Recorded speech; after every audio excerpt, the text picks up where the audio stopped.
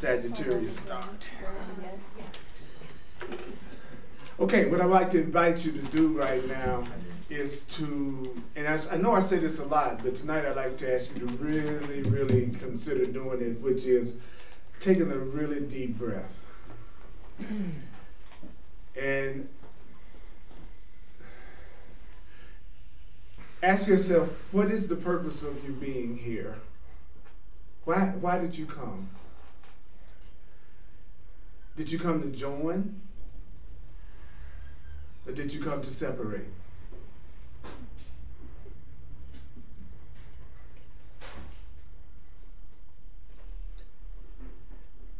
Did you come to join? Or did you come to separate? It's a deep section we're going to cover tonight in the way of mastery. It's called Love Heals All Things. It's lesson 6. It's on page 70.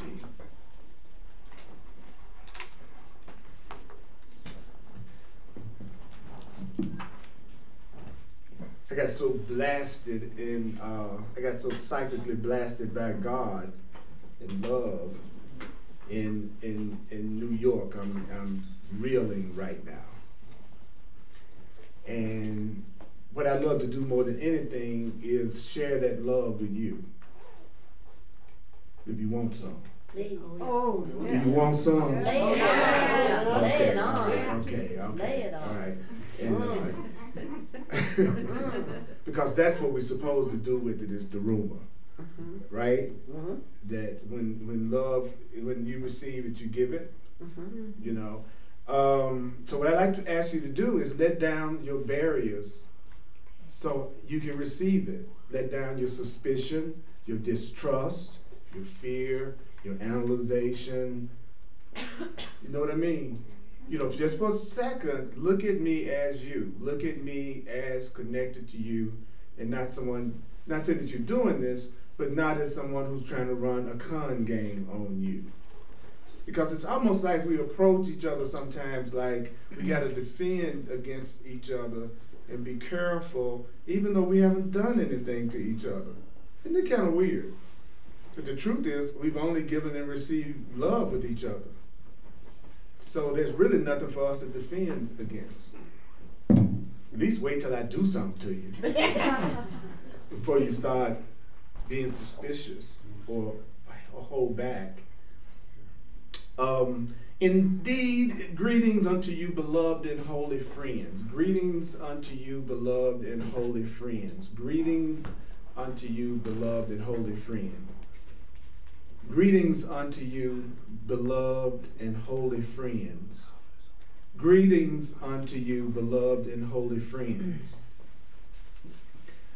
Indeed, greetings unto you, beloved and holy friends. If you understand the meaning of this greeting, if you really understood the meaning of what I just said, if you can comprehend the depth of each term used, what was each term? Beloved and holy friends. If you could comprehend the depth of each term, already you know all there is to know. If we were at the point that we really understood that we were beloved and holy friends, then we would already know all there is to know. And you are well prepared to extend the love of God forever. So we haven't reached that point yet, then we're not prepared yet. So indeed means simply that there are no other options. I love that. Indeed. Indeed, greetings unto you, beloved and holy friends, means there are no other options. Greetings unto you, beloved and holy friends. There are no other options. Greetings unto you, beloved and holy friends. There are no other options. Love heals all things. Does processing heal all things? Does going to school heal all things? No. Do romantic relationships heal? No. Bank account? No, don't heal all things. So I suspect that love heals all things. There are no other options. So it says then, greetings unto you means salutations to that one created of the Father before all things, for I bow down before your radiance. Greetings unto you means salutations to that one created of the Creator before all things. I bow down before your radiance. So, let's go back. Indeed, greetings unto you, beloved and holy friends, means there are no other options. Salutations to the ones created of the Creator before all things. I bow down before your radiance. I bow down before your radiance.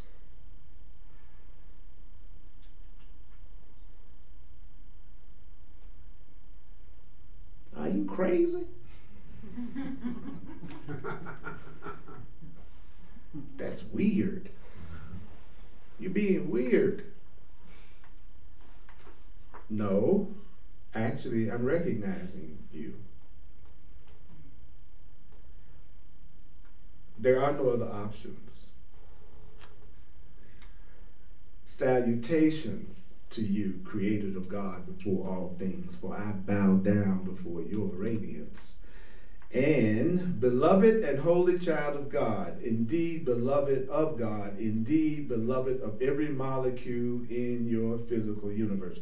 Okay, do you know that every molecule in your physical life and in your physical universe, you are beloved by every molecule in your physical universe? You are beloved by every molecule in your physical universe. You are beloved by every molecule in this room.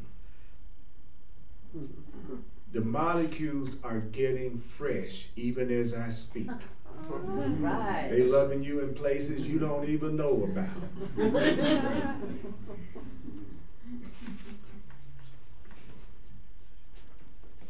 Indeed, loved of your holy mother. Who is our holy mother? The precious earth. Indeed, loved by anything you can imagine that has ever existed. You are loved by anything you can imagine that has ever existed. See, when you hear loving thoughts like this, it will either stimulate your heart and wake you up, or it will knock you out cold. How you feeling? Stimulated. Are you fading fast, or are you getting more and more focused in? Because the more I say loving things that you don't believe about yourself, you're going to go unconscious, or just simply not pay me any attention. And the more I say things that you believe about yourself, or you want to believe about yourself that's loving, the more excited you'll be to hear it.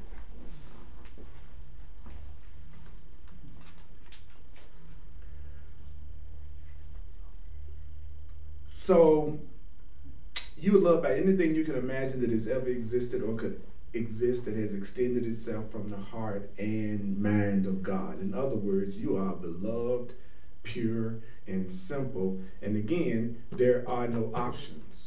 You are beloved, you are pure, and there are no options. So holy means you're whole. There's nothing missing in you, so you don't need anybody else to complete you. You don't need anybody else to complete you. You don't need anybody else to complete you. You don't need anybody else to complete you. You don't need anybody else to complete you. You don't need anybody else to complete you.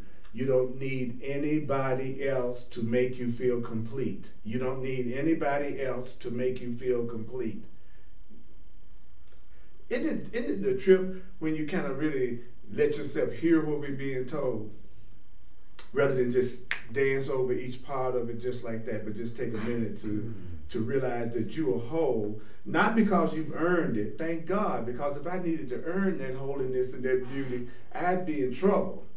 So I'm glad that you are whole, but not because you earned it. You know, just because you were born with a complete physical body, but you didn't earn it.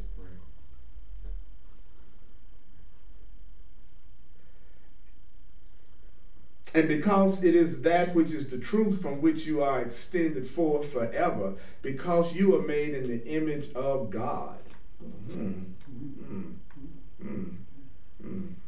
If you're made in the image of God, then God must look like everything. If each of us are made in the image of God and everything is in the image of God, if you look around you, then whatever God is must look like everything, including you. So you are an idea in the mind of God. You are an idea in the mind of God. You are an idea. You are an idea. You're not a body, you're an idea. You're not a body, you're an idea. You're not a body, you're an idea. You are a thought. You are a thought. You are an idea. Just like your ideas are in your mind, you are an idea in the mind of God. You have ideas in your mind, right? Well, you are a God idea. Now check that out. It says you are an idea in the mind of God. Then that must be where we're at. Cool. Right now. Yeah. You and me, Bonnie Parker. I love you, Bonnie Parker. I love you right back, brother. So that means you are holiness, which is innocence itself. Each time you set aside the temptation to dream a useless dream, every time you set aside the temptation to dream a useless dream, then you are that innocence itself.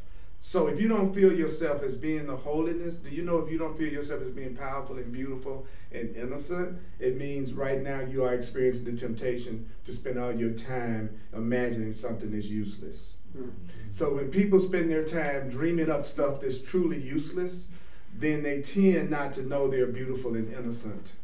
So if I tell you you're beautiful and innocent and it doesn't turn you on and you don't believe it, according to this, it just means you spend all day focusing your energy on useless dreams and fantasies that aren't really based on nothing real, or we'd be happier.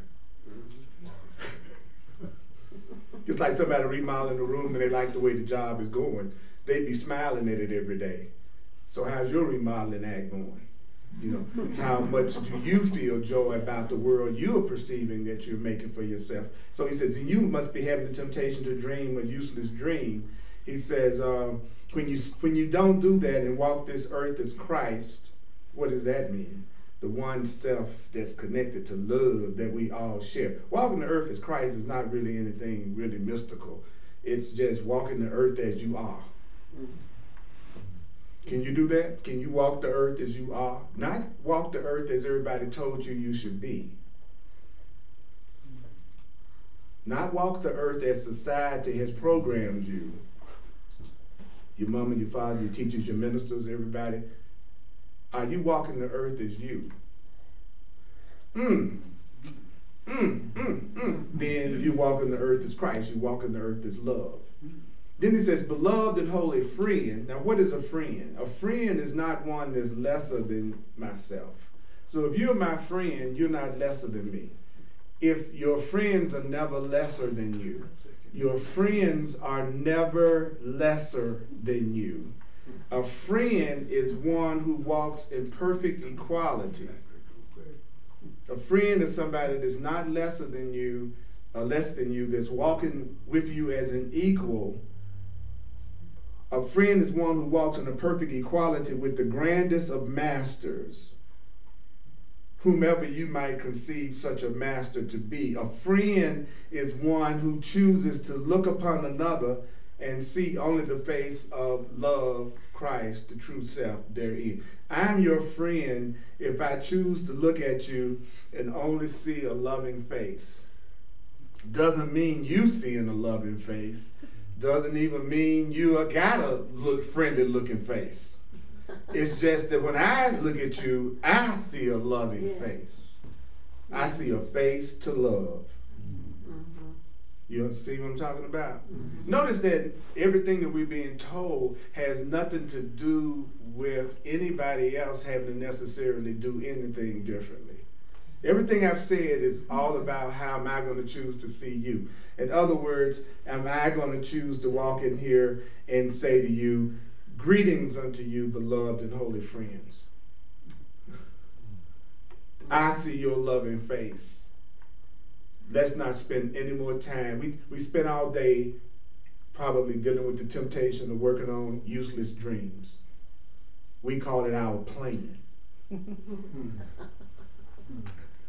The latest, the courses, I love how the courses, we get up in the morning and we try to come up with the newest way that we're going to deceive ourselves about ourselves today. And we call it what we're planning to do today. That's the code name it goes by.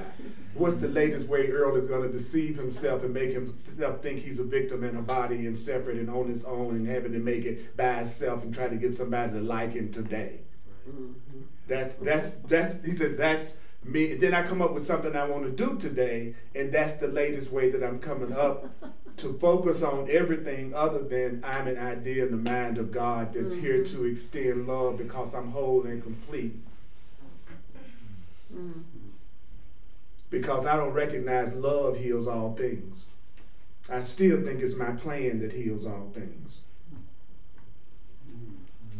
Let's go together.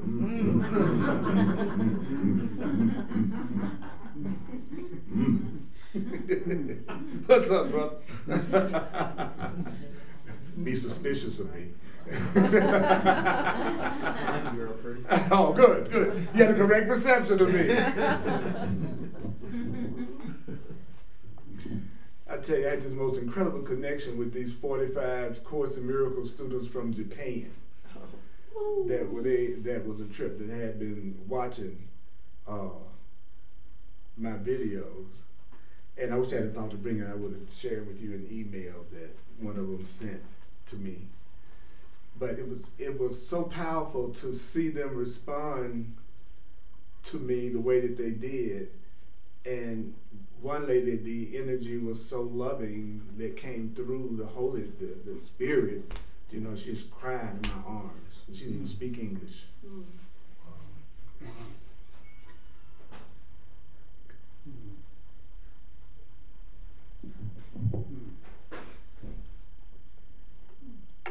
I came back believing more than ever before that love heals all things.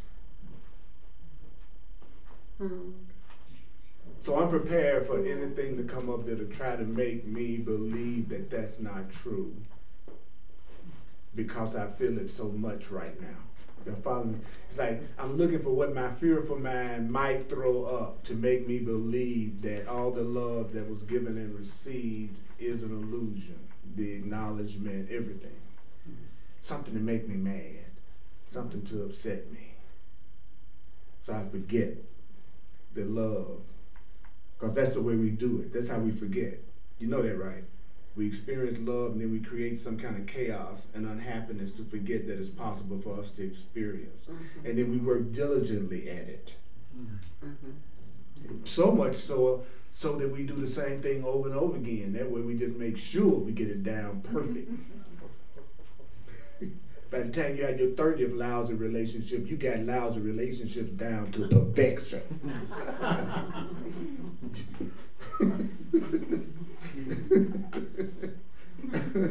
Because I made one mistake. I thought I needed somebody to complete me. And that was the mistake. I'm already complete. You're already complete. You're not going to be recalled.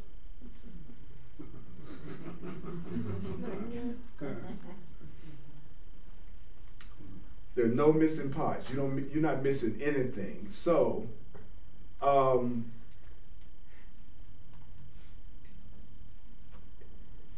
friend is one who walks in perfect equality with the grandest of masters, whomever you might conceive such a master to be. A friend is one who chooses to look upon another and see only the face of love therein. There is no one who shall receive these words. There is no one who shall receive these words who has not already looked upon me and seen the face of Christ within. And likewise, I look upon you and call you friend.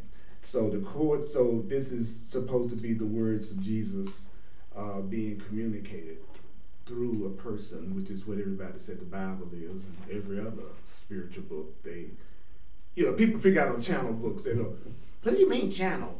That it came through somebody. What about the Bible? If you read the Bible, you see everything in it came through somebody. Mm-hmm. Every single thing in there was a story somebody told. The truth that they said came through them. How else are we going to hear something that's real from another level unless it comes from another level of consciousness beyond the one we're on? Right. You know what I'm saying? Yes. You don't go to flying school to learn from a pilot who know less than you do about flying. So for us to sit here and think that there's not something more intelligent than us within us that could guide us that we might not necessarily physically see, since we're more than physical bodies, is staying at a very unaware level of consciousness, don't you think? I mean, think about it. Think about this for a minute. If you're not a body, what are you? If you're not your body that's sitting in that chair, what are you? And so if you're something that's more than a body, then why is it so strange to us to think then that there are invisible masters, teachers, brothers, sisters that are right here with us to love us, to guide us, to support us? And the only reason why we can't hear what they're telling us from within ourselves is we're too busy listening to ourselves, listening to our story and all the stuff we're upset about, and we wish we'd do. It's not but one story. I wish this was different and I'd be happy. That's the content of every story. If this were different, I'd be happy. Right? Right? So that I want us to just be with that for a minute. That we have a tremendous level of invisible support that's trying to reach us to make us aware of the truth, so that we can finally have the kind of lives we've been wanting our whole lives. I want more spirituality in my life. I want more spirituality in my classes. I want more spirituality in everything I'm doing. I want to include the idea of God more in every class and everything that I do from now on. I'm not going to run away from the idea of God or higher power or the Creator. I want to join with some people that want to depend on something other than themselves in order to be healed and loved. That's what I'm asking for. So people who really want to be happy finally. The ones who don't are still the one that's trying to do it without God. Those are the ones who still want to struggle. I don't want to be that way anymore. And I'm not going to hide that atheistic attitude behind metaphysical higher consciousness. Because I'm not talking about the God we learned about. I'm not talking about a fearful God. That's why you wonder why people's prayers to God seem like it's not answered. Have you ever thought about that? If you pray into something that doesn't exist, why should you get an answer? If you pray into a fearful God, if you pray into an idea of a creator that's a gender or just a body, that attacks, that condemns, that sees you as sinful, bad, destroys you, puts you in hell forever, punishes you, you pray into a God that doesn't exist. But if you start looking at it as your creator is that love, and you're an idea in that mind of that love, and you know that you are connected to that, then now you got some communication going, and you'll start seeing the results in your life in a way that'll freak you out. So just kind of entertain the thought that the creator does exist. You just have communication problems.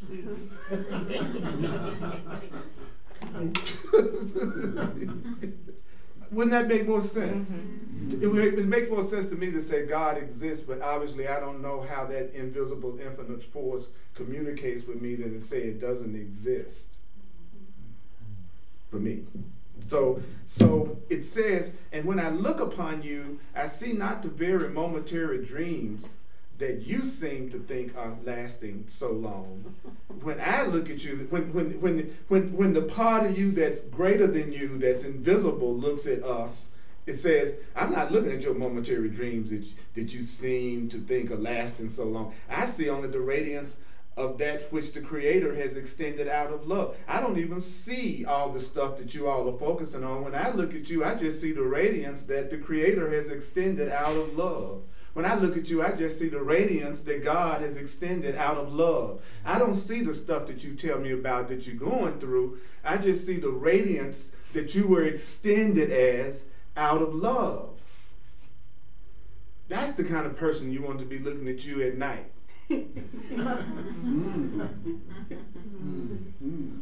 You know, you got such a glow, you the night light. They got to go pee, they just use the light you provide in the room. Turn your butt over that way, okay? I don't want to trip over nothing on the way to the toilet. Charming. You're so charming. I've been called many things, but never charming. Just say Prince. Put Prince in front of it. Say Prince in front of it. Say Prince Charming. Prince Charming. Prince Charming. That's right. That's right. Little red Corvette. Mercy. Mercy. You don't think a black dude just gonna be a regular Prince Charming, do you? I know better than that. That's what I'm talking about. So I see only that. It was funny, somehow or another, a bunch of the Black Course in Miracles participants all ended up on the elevator at the same time. Oh, dear. But it wasn't that way at first. First it was like it was diverse. I'll just put it that way. And then the diversity left the elevator. And all of us looked at each other. First of all, we couldn't believe it was all black students at the Course in Miracles. You don't see that a whole lot in those Course in Miracles conferences. Just started happening like that. And so all of a sudden we went, ooh, ooh, and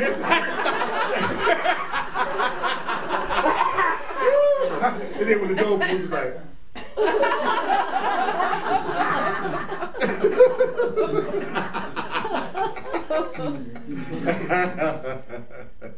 I love our diversity. We ought not run away from that and talk about it. You ought to hear about what it's like to be black. You know, I want to know what it's like to be white. It's that all powerful.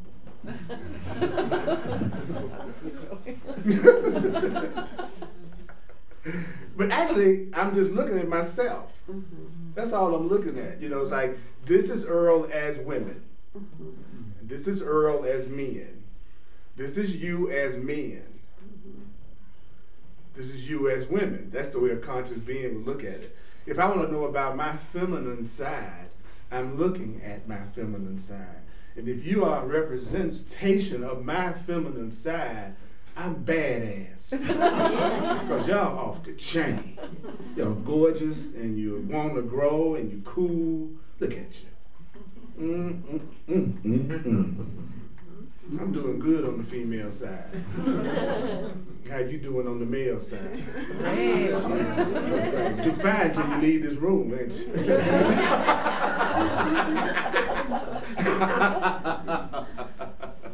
I want to only have sane women in my life. And that was the universe seconding that. Would you like to only have sane, peaceful men? Yes. Oh, yes. No. Not necessarily. Well, you succeeded. Your wish has been granted. You've already had men who weren't sane. So you've been a great manifester. And so much fun. Yeah. Well, I know that's the trick, see, is that you think that the fun, you know, like sometimes like the most fun I've ever had was when I was more unconscious. Because now I got so much sense, I don't do most of the things I used to do. So it don't like I have as much fun as I used to. You know what I'm talking about? And so I'm glad I did everything I did before I knew better, and God was just taking care of me like a little silly baby. Like the baby don't know, they'll grab hold to stick a fork in an electric socket, you know what I'm saying? And then you like right there to try to make sure it don't. So when I stuck my fork in a few sockets, the Holy Spirit was there for me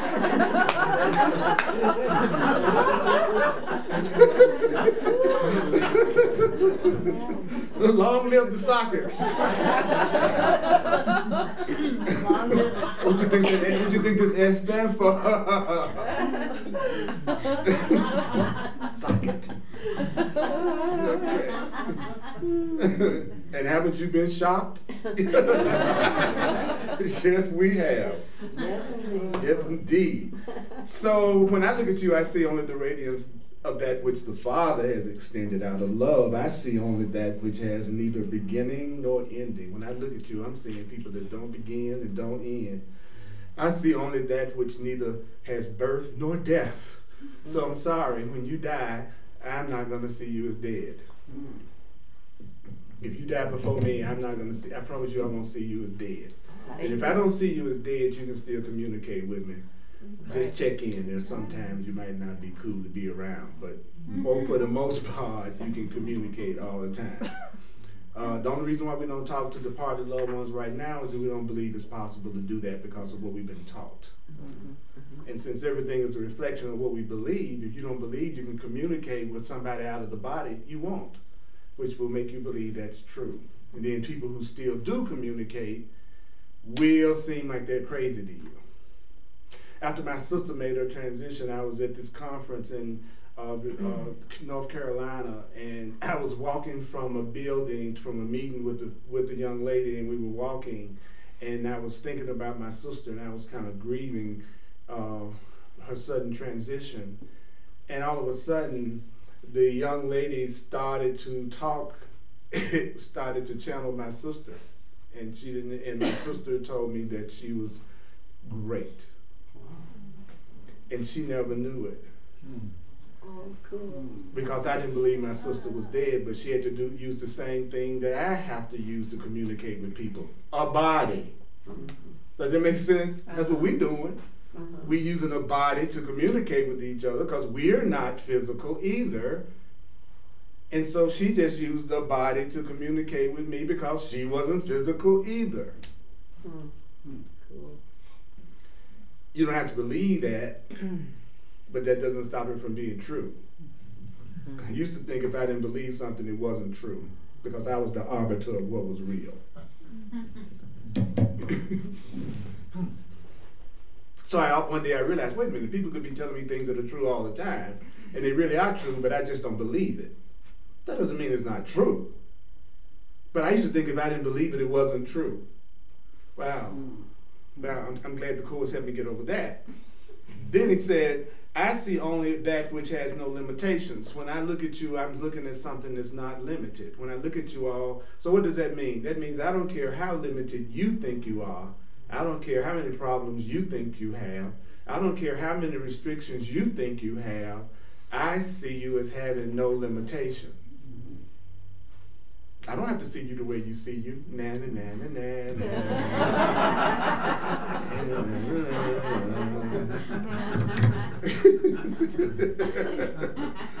That's how powerful I am. You cannot control how beautiful I see you. Sorry. No matter how much you might try to change my mind about it. But some people go out of their way, seem like to change your mind about how cool they are. Those are the ones who are afraid, who don't believe they're valuable. And if you ever want to work with those kind of souls, all you have to do is not think you're valuable yourself, and you'll be surrounded by them. And y'all can all work it out together.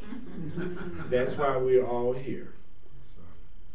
You know, this planet is a place where the UFOs are not abducting people, they're dropping them off.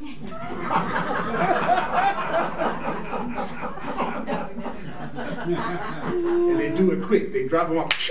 It looked like this place, that sausage just took off in a second. They're trying to get it far away in the air. Why are you thinking no matter how far they look with the Hubble, they don't ever see signs of intelligent life? Because intelligent life is nowhere near us. That's why they call intelligent life. You know, they don't particularly want to hang out with beings who destroy their own environment. They don't particularly want to hang out with beings who attack themselves and each other. but we need to work it out. So we got a whole planet to ourselves in an obscure part of the universe while they watch us to see how we doing. And then when we get to the point we love each other enough to move out into a greater reality, then they'll make themselves known and we'll be assisted. Do you really think we're the highest form of life in the universe? Y'all really think that? That's why sometimes when they be sending all those probes out there and stuff, well, you know they ringing a dinner bell. We've been a starving civilization. What is that? That probe, look at that. God answered our prayer. There's a whole planet full of food.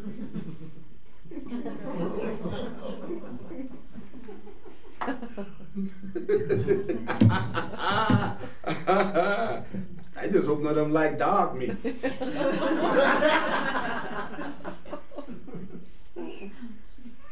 I see only that, the light of which is already extended throughout. Check this out. All dimensions and all universes. I see only my brother and my sister. That's what I see when I look around here. Just my brother and my sister. There's a lot of incest going on.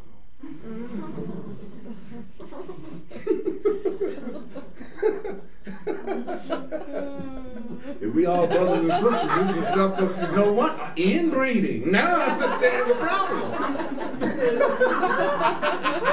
I'm beginning to understand things better now. We all brothers and sisters. Okay, this is all making sense. He says, and I see not a trace of inequality between us, yet I do recognize within your dream, it appears to you that I've gone ahead just a little bit.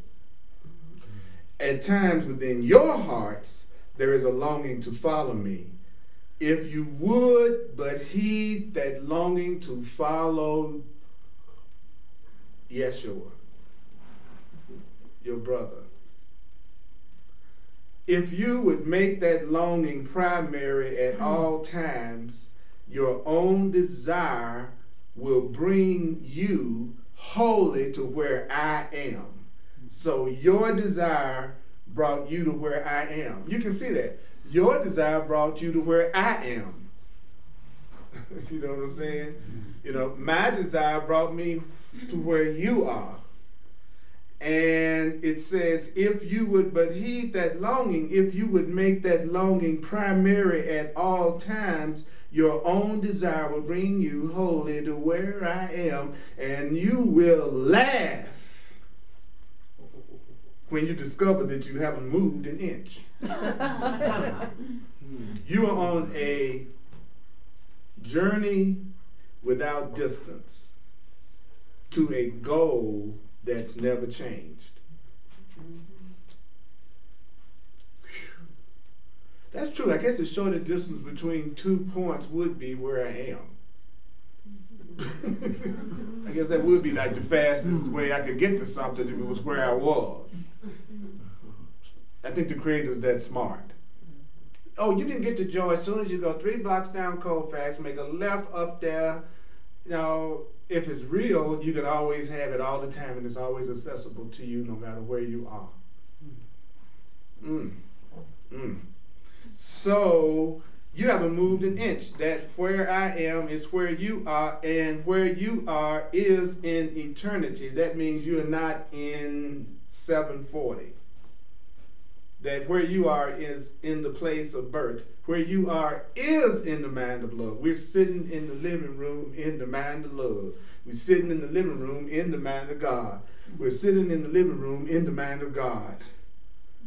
We're sitting in the living room in the mind of God. We're sitting in the living room in the mind of God. God must have a great sense of humor. This is the only thing that is true. It is true always. This is the only reality that you genuinely possess. Therefore, indeed, I call you friend. For you well do I see that you are as I am. I am as you are. You are as I am. You are as I am. I am as you are. Whew. Whew. So if we don't look the same, then what we are must be something that's beyond the body for us to be exactly the same. You are not your clothes. You are not your clothes. You are not your clothes. You are not your clothes. You're not your body. You're not your clothes. You're not your car. You're not your body. You're not your clothes. You're not your car. You're not your shoes. It's all the same order of truth. You're not your body and you're not your shoes. You're supposed to look at it just like that. I'm not my shoes, but I'm not my body. With that same attitude. But see, I think I'm not my shoes, but I am my body. And I have pleasure and pain to prove it. That's the purpose of pleasure and pain. To make you think you're just your body. So the part of you that wants to be a body wants to give you a lot of physical pleasure. And the part of you that wants to believe you're just a body wants to give you a lot of physical pain. So the more you study the truth, the more that part of you is going to try to give you physical pleasure. You're going to find food tastes better. The air smells fresher. The sky seems bluer. The kiss seems sweeter. The hug seems tighter. Because that part of you that wants you to believe you're physical is going to draw all your attention to your physical senses and try to give you a lot of pleasure.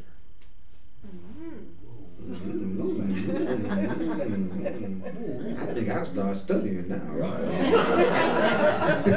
I think I'm about to become dedicated. I'm about to become dedicated now. You got me motivated. You mean I study the truth, I'm going to have more physical pleasure? Yeah, absolutely. Everything I used to fantasize about that never happened, all of it started to happen when I started to study the course. Because the course was never getting me to focus on anything physical. So that meant I released every thought I ever had about anything I ever wanted to happen physically. And that allowed it to finally start manifesting because I wasn't obsessing about it and I was letting it go. Try it.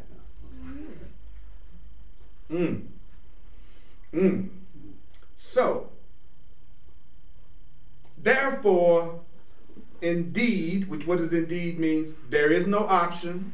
Greetings unto you, beloved and holy friends. I bow down to your radiance. Bow down to your radiance, beloved and holy friends. I call you friend. I call you friend. I call you friend. I call you friend. I call you friend. I call you friend.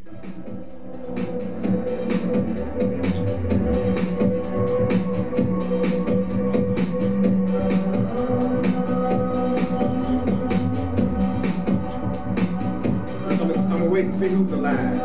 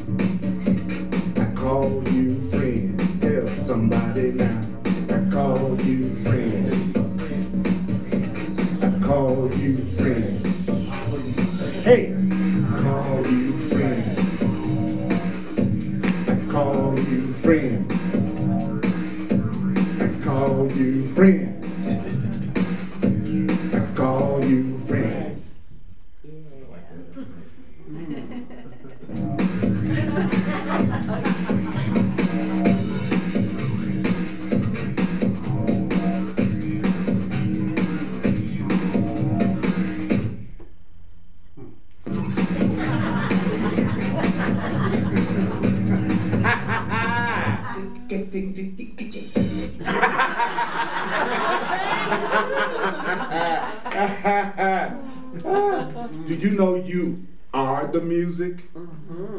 If it's all us, you are the music you were just hearing. You are the music. You weren't listening to the music. You are the music.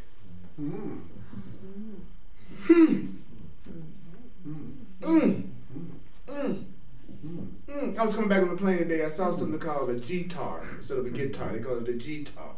It was amazing. It allowed you to play music, play a guitar immediately, because it's got a place where you put an iPhone in the guitar with an app in it, and then whenever you want to play a song, the frets light up to show you where to put your fingers. Wow. So if you want to play a chord, it lights up, and you just put your fingers on top of the light. Wow. Wow. That deep. That ain't got a damn thing to do with what I'm talking about. I just want to tell y'all. But it does in a way, because it's showing us that we're making it easier and easier and easier to be creative and to express ourselves and to bring love and to bring music and to bring peace into the world. But it just amazes me the things that we can do now. You know, all that technology. What would it be like to mix all that technology with love? Wow, that would be awesome. You know? Wow, I'm excited about the possibilities of what's getting ready to happen. So, anybody got any questions or any comments? I'd love to hear your thoughts about anything that's been said so far.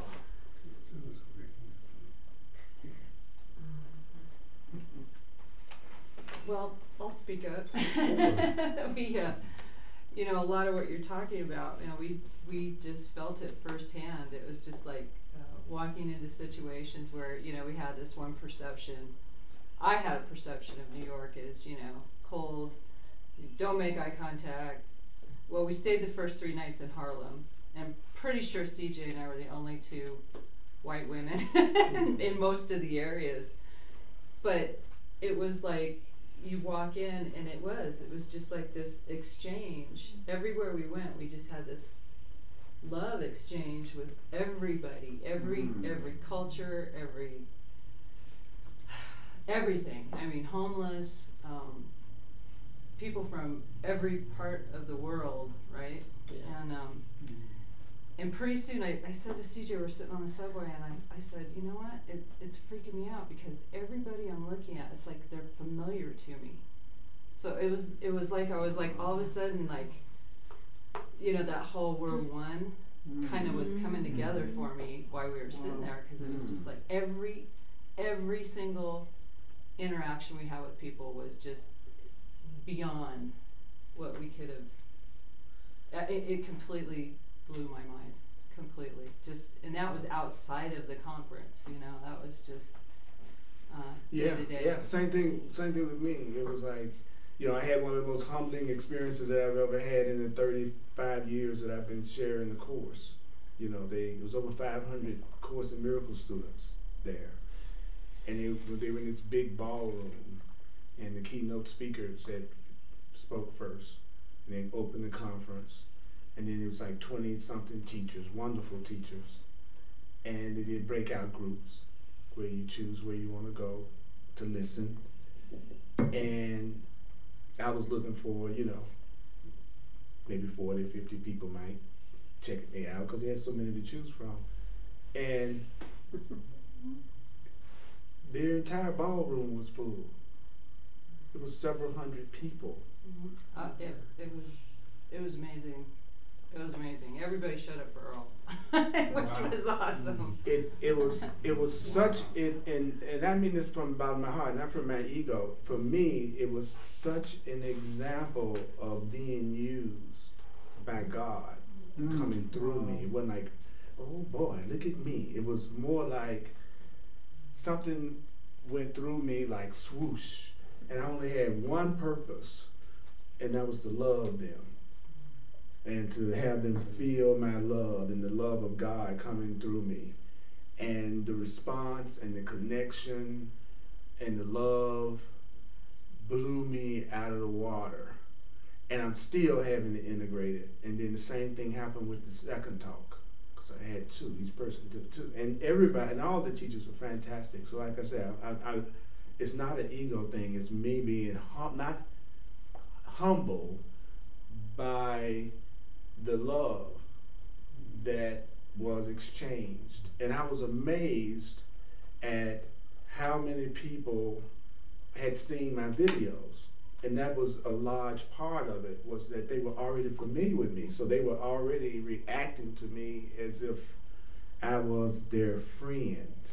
It wasn't like they were reacting to me like I was their teacher. Even though they felt that, it was like we were family. It was like a family reunion. And it was mind-boggling, the energy that came through me as a result of that. Because when people are giving to you like you give to me, then it brings out more for you to give. Like I always want to give you all more, but I don't want to be up here and you're here. So if you're more quiet and low key, then I don't want to go be up here. They call it being incongruent, and you lose people. But if you love yourself more and appreciate yourself more and don't mind showing that to each other and showing that to me, you'll see things come out of me that you've never seen before, and I'll see things come out of you I've never seen before. But we're the one that's got to up the game. It's time for us to up our game of love, so that we can experience aspects of each other that we didn't even know was there. But we can't do it if a person shows up with what I'm here to get. What can you give me? You got to turn me on. You got to make me feel enthusiastic. You know, it's like, no. It's like I'm more than happy to do that, but I need to know you want it. And the way I know you want it is the way you express yourself about receiving it. You know how it is when you're doing something, you're doing it good, and somebody going crazy because you're doing it, you do it better. You know, and so, but my part is to give as much as I can give, and I'm willing to do that. I'm willing to step up and love you as much as I can love you, and hopefully let God do more than I could do. But it was humbling. It was awesome. It was an incredible. I can't even begin to tell you all the things that happened, and that's a direct result of the love that I experienced with you. I couldn't have went there as that person that was being loving had I not already been receiving lots of love and appreciation already, as well as seeing myself as whole and complete too. Does that make sense to everybody? So I extended the love you extend to me. And I just want to say I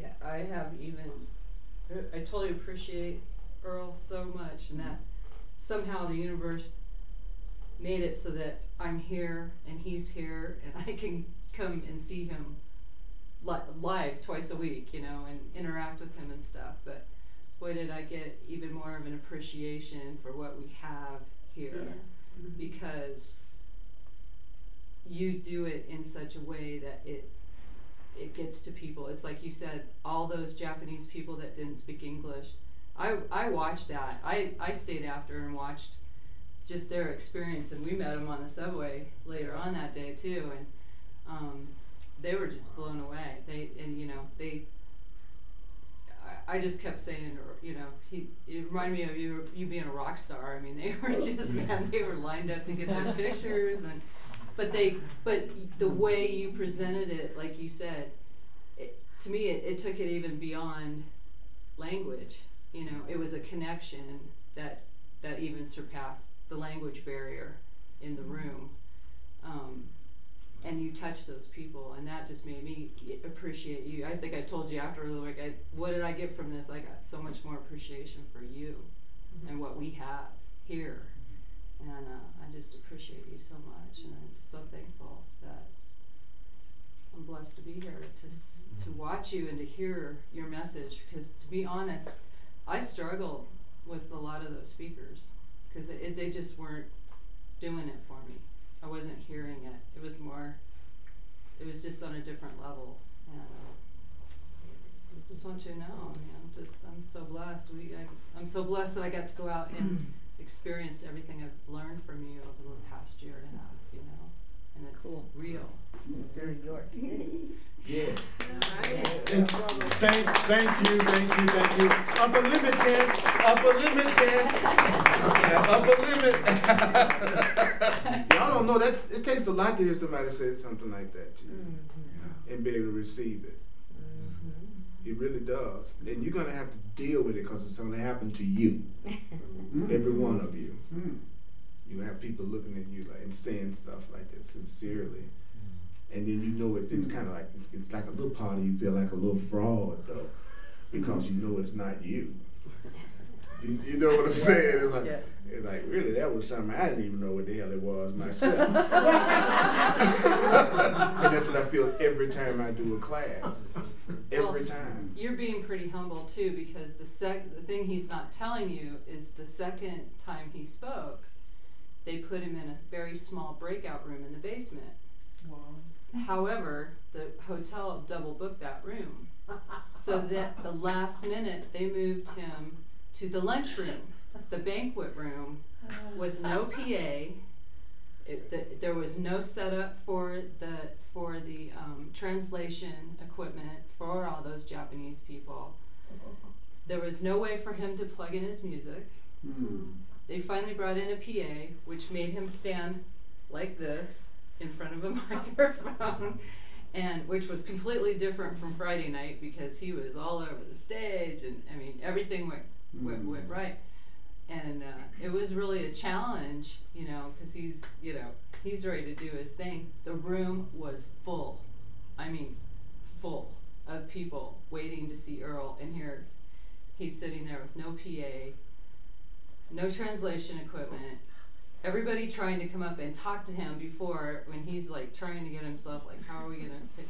Last minute, you know, and I told him, I said, you know what, this is probably gonna be one of your best presentations because you're so out of your comfort zone with how you have to do it. And I was invited to be a part of a 50th anniversary movie of The Course in Miracles, and so they were gonna film it. And so they So there was a- there was so a they guy were with there a like camera to there, film what I was gonna do, and I'm up there and everything was as opposite to the way it was the other night as I could have ever. And I'm just, and it's like everybody was, you know, it's gonna be all right. It's just easy for you to say it's not you, but I sure appreciate it. You know, because we can always be optimistic and positive about something somebody else is going through. Yeah. It's amazing how much the truth can come through when somebody else is going through something. You know, and I appreciate that because that's important. I need to hear the truth. But I always think that's interesting because if someone in that same situation would have also had been troubled. And so people are like, well, you know, it's okay. And it's like, yeah, but you're not actually. But at the same time, I'm the one that's giving it all the meaning it has for me. I'm the one. So people don't realize, even I don't ever pretend that I'm happy when I'm not. I got over that years ago as a truth student because that keeps whatever is bothering you, it keeps it stuck and it keeps there and it keeps you there and it makes you have to deal with it longer because you're not willing to admit to yourself you're miserable. And there's a line in the Course in Miracles which says, you must realize you're miserable and not happy. That's where we'll start.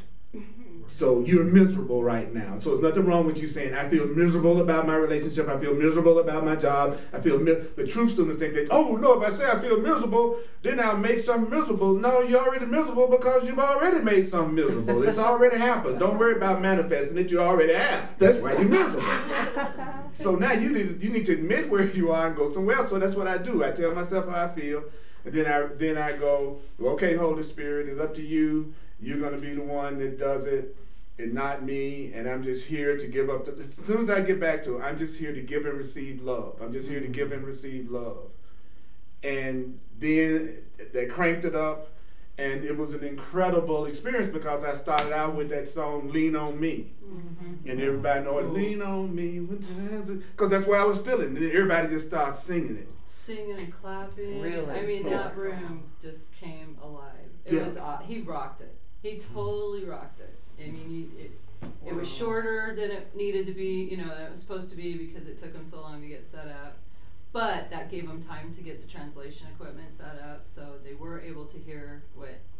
Well, actually, they didn't. They said that they ended up they said, hey, well, we're just gonna write it. I said, y'all gonna try to follow me writing, you know?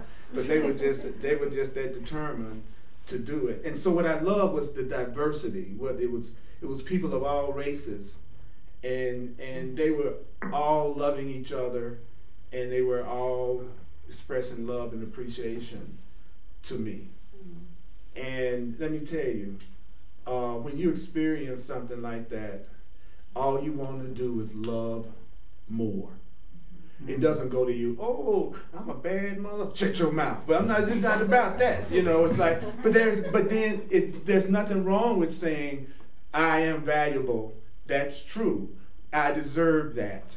That's true. That the Course says we think humility means self-debasement. That being humble means you never allow yourself to acknowledge your beauty, how precious you are, how beautiful you are, and that you do deserve the acknowledgement. We think that to say that, it's almost like if you acknowledge yourself, people say you're being vain. And that's crazy. You're not being vain when you recognize your value. You're finally telling yourself the truth. That's what you're doing. You're being arrogant when you think you're not valuable and you think you're not enough and you think you're not important. That's when you're being arrogant, because you think your evaluation of yourself is truer than God's. God is saying you're precious. Your Creator is saying you're valuable. Your Creator is saying you're priceless. And you're the one saying, no, I'm not. Then you're arrogant. Right. So every time you put yourself down, just go, boy, I was really arrogant today. I didn't see my value at all today. I was criticizing and judging myself all day. I had a totally arrogant day. And you'll watch yourself transform. That's the right use of the word arrogant.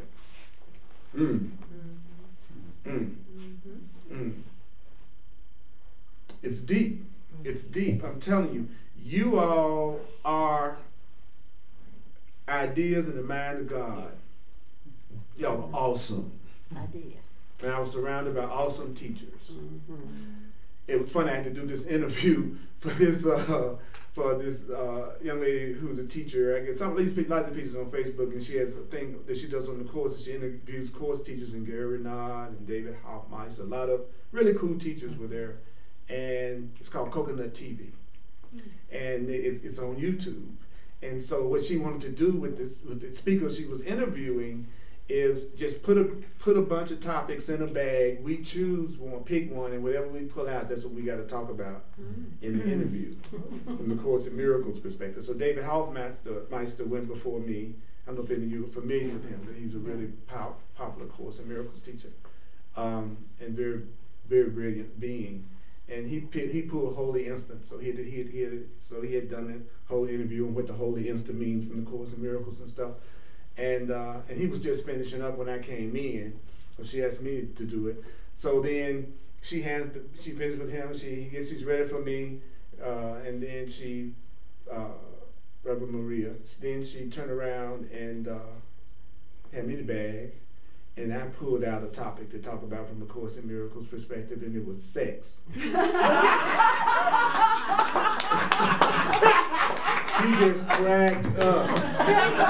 And then David said, can I stick around for this interview? And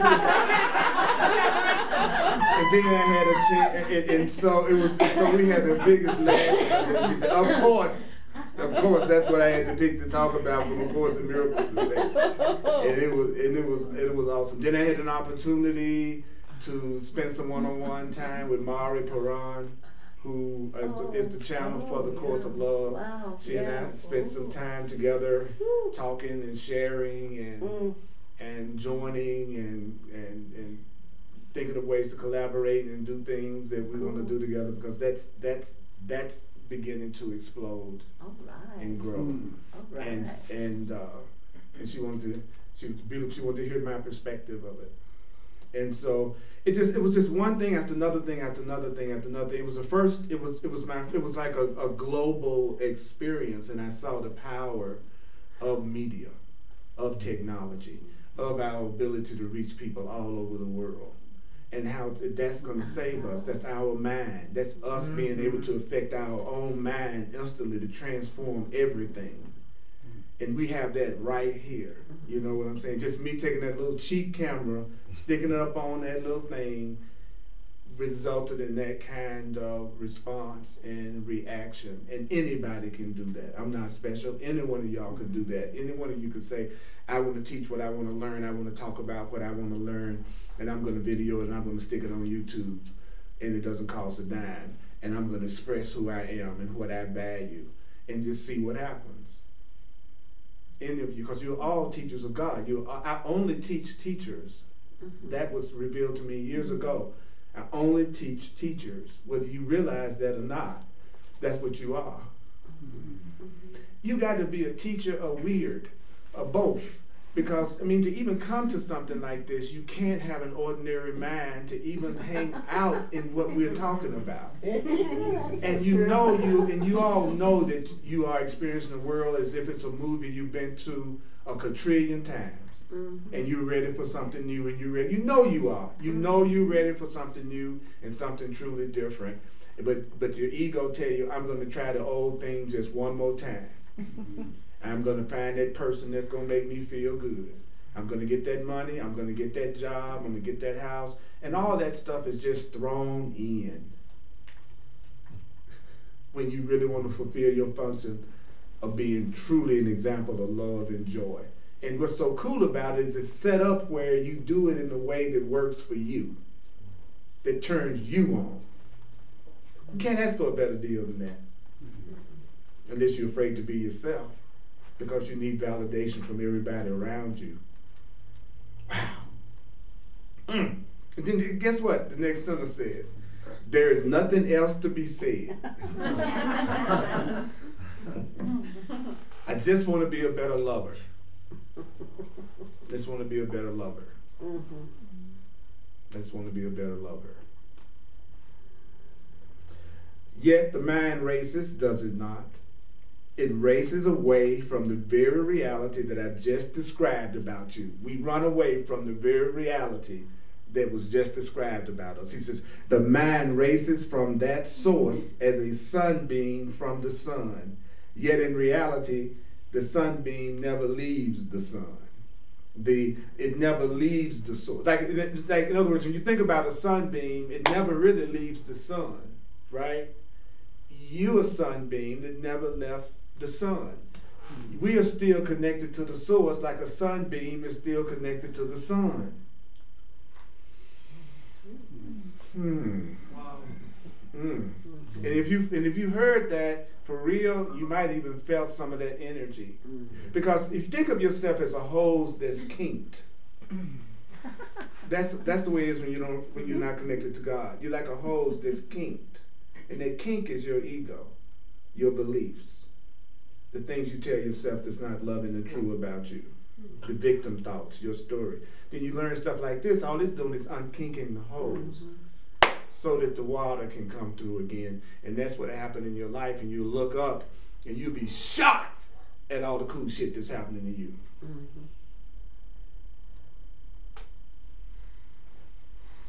And then your job will be being able to handle it. You know, what would you do with 20 incredibly conscious, handsome, cool men that saw you as awesome? And how much would you let any one of them give you a hard time? And the Course says stuff like that. Behind that person, there's 10,000. And then behind that 10,000, each one of them is another 10,000. So we are all advanced scouts to the love that's coming your way. It's okay for you to be loved by a lot of people. It's okay for you to be loved by a lot of people. It's okay for you to be loved by a lot of people. It's okay for you to be loved by more than one person. It's okay for you to be loved by more than one man. It's okay for you to be loved by more than one man. It's okay for you to be loved by more than one man, which doesn't mean necessarily you want to have sex with more than one man. And if you do, that's okay too. If you do, that's okay too. If you don't, that's okay too. If you do, that's okay too. If you don't, that's okay too. It's okay for me to be loved by many women. It's okay for you men to be loved by many women. Women, it's okay for you to be loved by many women. Men, it's okay to be loved by many men. We got to get off these old archaic concepts of what love is, right, so that we can finally friggin' grow. Yes.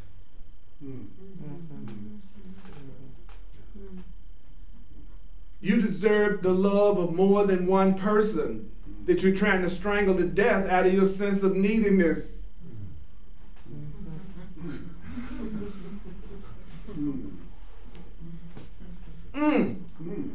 It's grunt. So stop confusing sex with love. Stop confusing sex with love. It's what's keeping you from allowing yourself to have many lovers.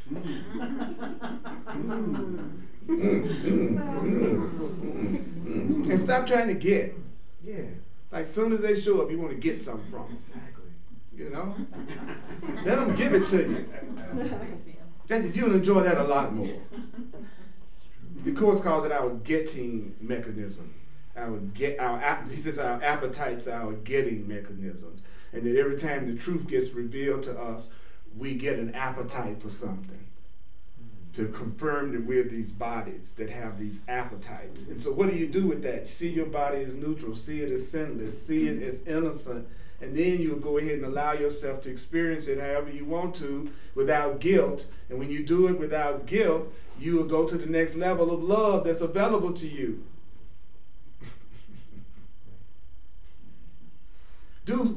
Go to the movie without guilt. Eat a sandwich without guilt. Take a walk without guilt. Make love without guilt. What would the world be like if you did everything you're already doing, but you had no guilt and no fear about it? What would that feel like? What would it feel like to eat a piece of cake in total innocence and not worrying about whether or not the MSG gonna make you explode? I freak people out at the restaurant all the time. I say, yeah, give me some gluten and extra gluten and MSG. They be like, what? Give me a gluten sandwich. What? You know, and I'm not saying that to choose gluten and not having it for yourself is not okay, because it's all neutral. I'm just saying, what would it be like for us to be experiencing each other right now, but without any fear of each other? That we felt totally trusting and open with each other. And safe, most of all, safe with each other. Everything comes out of a feeling of safety. You'll never see what a person is really like until they feel safe with you.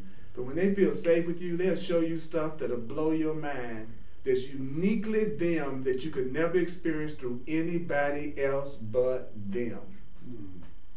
There's an experience you can have with me you will never have with anybody else on the face of the earth. And that's true of me with you. Whew. So don't be jealous. Nobody compares to you. Nobody compares.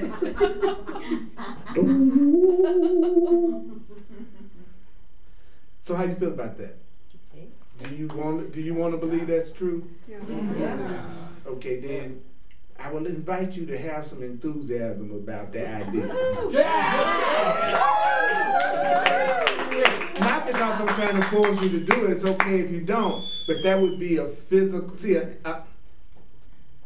an action is a thought in physical motion, outwardly perceived. An action is a thought in physical motion, outwardly perceived. So we can have all these thoughts that we're hearing in this book, but unless there is action and it's in physical motion, outwardly perceived, it won't manifest. So when I say something like, I encourage you to be enthusiastic about that, that's you siding with the idea. And he says when you side with an idea, that's what it means to believe. That saying you want to believe something, the Course in Miracles says, it doesn't mean, it has nothing to do with being credulous. It has nothing to do with whether or not y'all can believe what Earl says, whether what he says is credible. He says believing me would mean when I say you deserve to have love from many beings, you go, I side with that idea. Like when we were kids, I'm on your side. That's what it means. Not, well, I don't know if what he's saying is really, really true. I ain't talking about that level of belief. It's, I said you're innocent and powerful and you deserve love. Will you side with that? Yes. Because he says that all it takes is two to make a decision powerful and real. that decisions made in isolation by yourself, they have no power. And so that explains why most people don't experience the stuff that they say they won't experience. They don't join with anybody on the ideas they want to see manifested. And so together when we say we side with the idea of each other's prosperity, we side with the idea of each other's happiness, we side with the idea of each other's now that decision will make a difference in all of our lives. Joining is not coming to the same, joining doesn't mean, in other words, we are not joining with each other tonight because we all came to the same physical location to get our own individual issues handled. That's not joining. That's just all showing up in the same physical location. And so many people think that's, well, we came together and we joined. No, because we all came together and sat in the same room only thinking about ourselves, it's not joining. Joining is me siding with the idea that you are my friend and that you are the extension of the love of God from the mind of God, and that you are eternal and that you are precious and that you are valuable. And I want you to experience that in your life when you leave here. We don't have separate interests. Now we're joined, but each of us sitting up here being concerned about our own little special ego temptations of meaningless stuff that we're always using to keep ourselves from knowing how beautiful we are, that ain't accomplishing nothing. Because it's decisions being made in isolation and separateness. And since we already care about each other and we enjoy being around each other, then we have an easier job than most people. Because most of us aren't in special relationships with each other, so most of us don't have grievances with each other.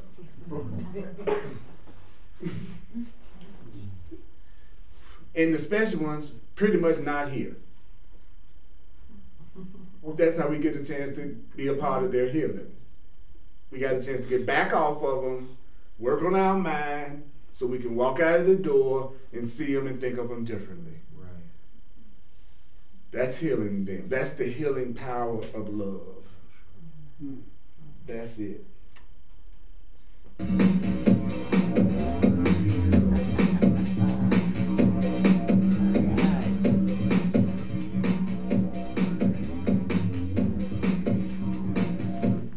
Would you acknowledge yourself, Holy Spirit?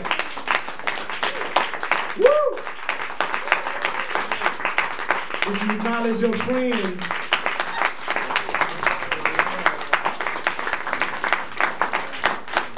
Don't that feel good? That feels so good. That feels so good. I want to thank everybody in here and everybody who's a part of that weekend and all the teachers and also Tony, who put it on. Next year, we're going to have another International Miracles Conference, and it will be, and this is, by the way, whenever this is being seen, this is 2015. But anyway, it's going to be in Vegas. That's right, they said, we're going to go right where the sin is.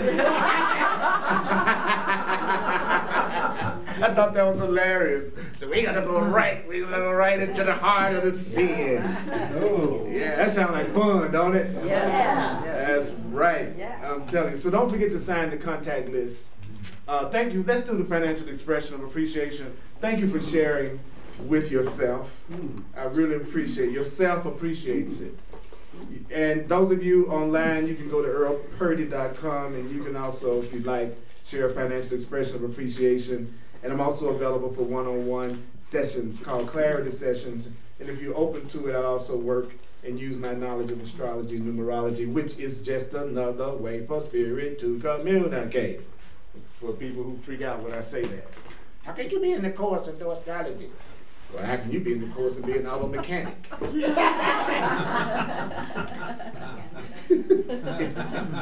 Everything we do in the world is just another means for spirit to communicate through us, no matter what it is. Non-judgmental people. Okay. So I'm asking only one thing of you all. Please, be yourselves. Let me get to know you. Let me see who you really are. I want to get past your representative and the one you were programmed to be. I'd like to see you. and who you really are, not the way you think you ought to be based on what you've learned in the past. Who are you? Who are you? Who are you? Who are you? You're more than the sum total of all your past experiences of joy and pain in the body. It's time to strip yourself of that baggage. Or just tell the Holy Spirit, use all of that baggage to wake me up. Use my baggage to wake me. Use my baggage to take me on a love trip. Just give baggage a whole new meaning. You know. Yeah, I got my baggage. That's because I'm going to somewhere really cool. Yeah. You know, that's the way we can look at our baggage. You know, because I see some radiant beings.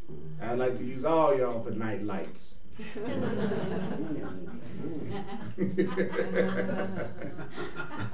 You all the white lights, I'm a black light. That's right. That's right. You see all kind of iridescent stuff on the wall and stuff, you know what I'm saying? I'm a black light. That's what I'm talking about, you know. So let's do it. Let's say, all right, any comments before I wrap it up? Wrap it up, baby. Sunday, 1 o'clock, Course in Miracles class. We actually covered quite a bit in here tonight. And I feel like the stories that were shared was just a little tiny bit of the things that happened. Did you find it helpful to have that reflection of sharing? Because sometimes I feel self-conscious about talking about my personal experience with y'all. We wanted to hear about it. Okay. Absolutely. Yes. Yeah. Cool. Because you're with me. You are my mighty companions, my MCs. Yeah. You know what I'm saying? That's where I see you. We're family. We're family. And you know, sometimes family misperceive each other, but bottom line, we're there for each other.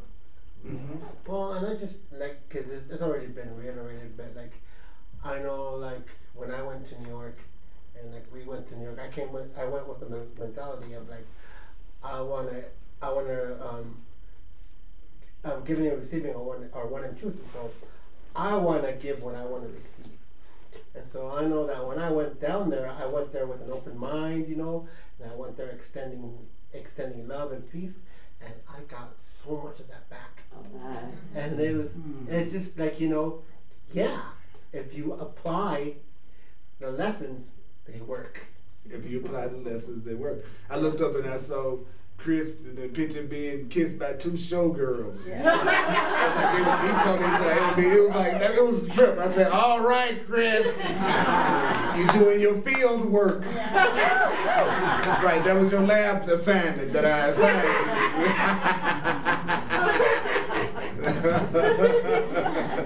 It's a rough job, but somebody got to do it, man. That's what time it is. So feel your feelings. When you feel sad, feel your feelings. Angry, feel them. Feel them. All your feelings are innocent. All your feelings are innocent. They're just feelings. And they're just calls for love. If you act like there's something that you can't feel, it's almost like you're judging them and making them bad. So if you just feel it, that's what you feel. And then remind yourself, I'm feeling this way because I'm giving this the meaning that it has. And that I'm grateful I have the power to give the meaning that everything has. And then remind yourself you're still as God created you. No matter what you think about yourself or whatever you feel, you're still loved. You're still loved. You're still valuable. And that's the process. Okay, so I'm going to do a quick little review for the last 2 minutes, and you can close your eyes and just let yourself feel it before we go out, okay?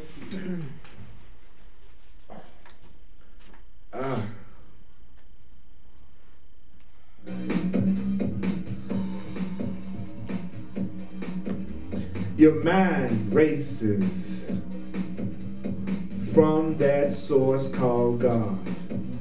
Your mind races from the source that we call God. As a sunbeam from the sun, you are the sunbeam from the sun. You are the sunbeam from the sun. You are the sunbeam from the sun. You are the sunbeam from the sun. The very power with which you seem to become distracted by.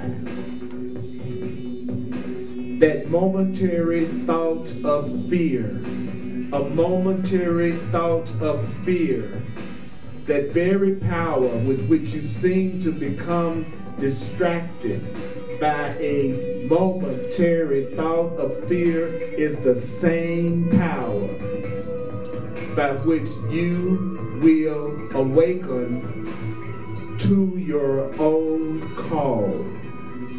You will awaken. You will awaken. You will awaken. Wake up. Wake up. Wake up. It's time to wake up from the sleep of forgetfulness. It's time to wake up. Stop being mesmerized and hypnotized by the false ideas and lies of the dream of the world and your ego. It's time to wake up.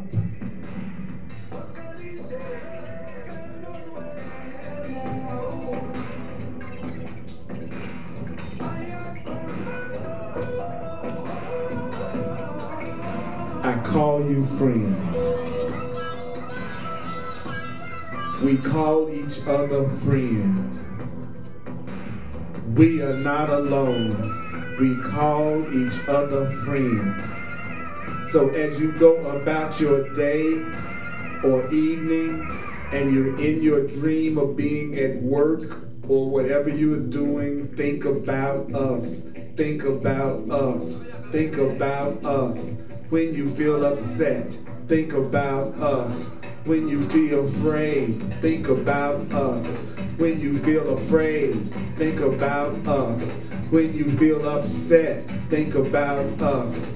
When you feel sad, think about us. You're not alone. You're no longer alone. We are with you all day, every day, all evening. Think about us. Think about us. Think about us. Us, your friends.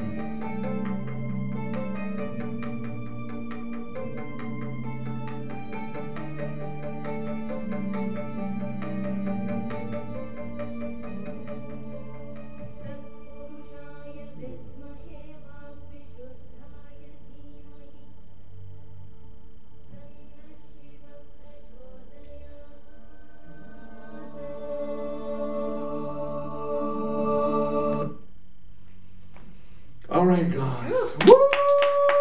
Woo! Now, I order you to forget most of what I said.